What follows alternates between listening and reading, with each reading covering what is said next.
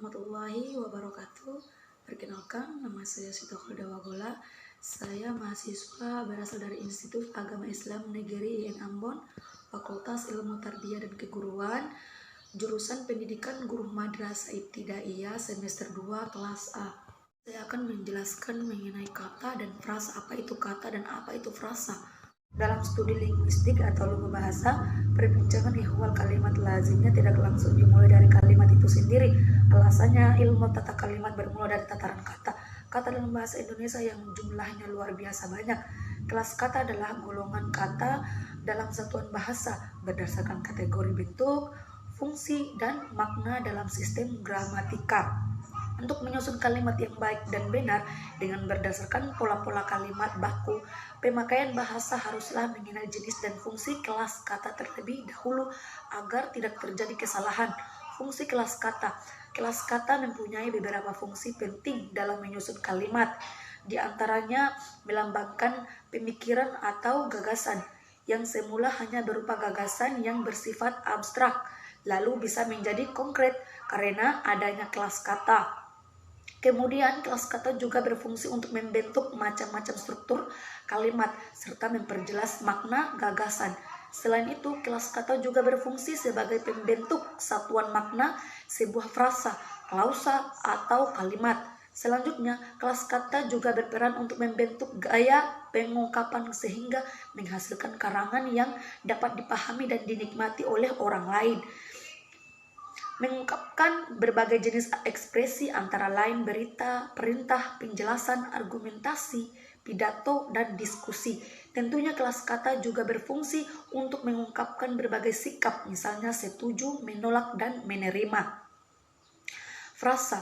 Frasa atau kelompok kata adalah satuan gramatikal yang berupa gabungan kata dan gabungan kata yang bersifat non-predikatif. Jadi, di dalam kelompok kata itu tidak mungkin dapat ditentukan fungsi predikat seperti halnya di dalam kalimat. Secara umum, frasa atau kelompok kata itu dapat dibedakan menjadi dua, yakni frasa eksosentrik dan frasa endosentrik. Frasa eksosentrik merupakan frasa yang semua atau salah satu unsurnya tidak dapat menggantikan frasa itu secara menyeluruh. Menurut Kamus Besar Bahasa Indonesia, frasa eksosentris adalah frasa yang seluruhnya tidak mempunyai perilaku sintaksis yang sama dengan salah satu konstituennya.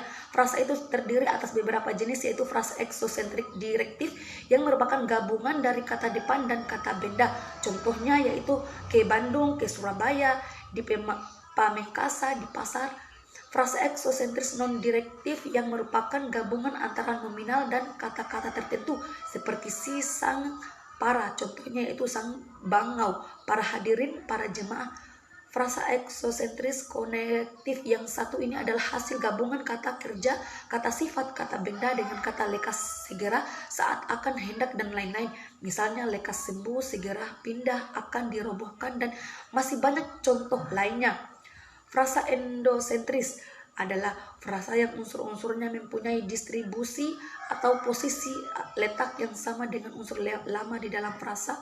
Frasa endosentris dapat dibedakan menjadi dua, yaitu frasa endosentris koordinatif dan frasa endosentris subordinatif. Yang pertama yaitu frasa endosentris koordinatif, yakni frasa yang memiliki potensi untuk dihubungkan dengan konjungsi koordinatif seperti dan atau maupun.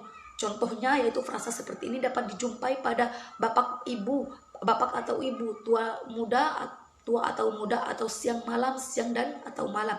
Kemudian frasa endosentris subordinatif yaitu frasa yang memiliki kedudukan unsur yang setara. Frasa ini tidak tersusun atas unsur-unsur yang setara sehingga tidak dapat dihubungkan dengan konjungsi. Contohnya adalah agak kaku, sangat cepat, dan lebih mudah. Mungkin itu saja penyampaian dari saya. Wassalamualaikum warahmatullahi wabarakatuh.